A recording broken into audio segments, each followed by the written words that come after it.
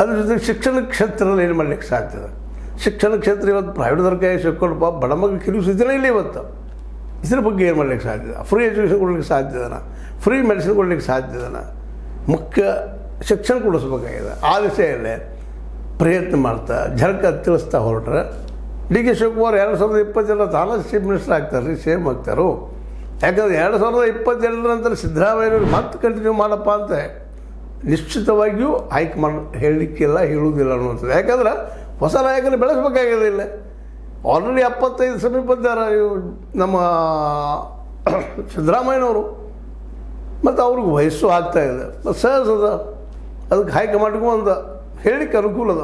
ನೀವು ಸರಿ ರೀ ಪಾಪ ಹುಡುಗರು ಬರಲಿ, ನೀವು ಪಾರ್ಟಿ ಸಲ ದುಡೀರಿ, ರಗಡ ಅದ್ರ ಸುಖ ಉಂಡಿದ್ದೀರಿ ಅಂತ ಹೇಳಲಿಕ್ಕೆ ಹಕ್ಕುಗಳದಾವು. ಮತ್ತು ಅದನ್ನು ನಿಲ್ಲಕ್ಕೆ ಆಗುವುದಿಲ್ಲ ಸಿದ್ದರಾಮಯ್ಯನಿಗಾದರೂ. ಎಲ್ಲಿ ಇಡೀ ಕರ್ನಾಟಕದಲ್ಲೇ ನಿರಂತರ 10 ವರ್ಷಗಳವರೆಗೆ ಸೇಮ್ ಆದವ್ರು ಯಾರು ಅದಾರ?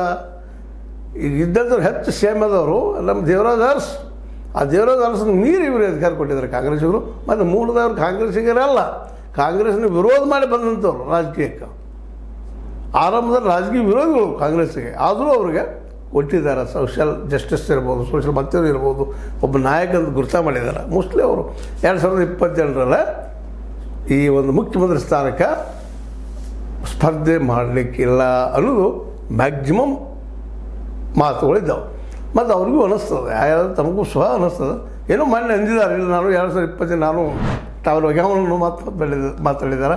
ಅವರು ಡಿ ಕೆ ಶೆಟ್ಟಿಗಾಗಿಯೋ ಅಥವಾ ಹೈಕಮಾಂಡ್ ಮೇಲೆ ಶೆಟ್ಟಿಗಾಗಿಯೋ ಯಾವುದವ್ರಿಗೆ ಬಿಟ್ಟಂಥ ವಿಷಯ ಅದಿರೋದ್ರಲ್ಲಿ ಸಂಪುಟ ಪುನರ್ರಚನೆ ಆಗ್ತದೆ ಇಲ್ಲ ಅಂತಲ್ಲ. ಆದರೆ 3 ವರ್ಷ ಅಂತ ಇದ್ದಾರೆ ಅವರು.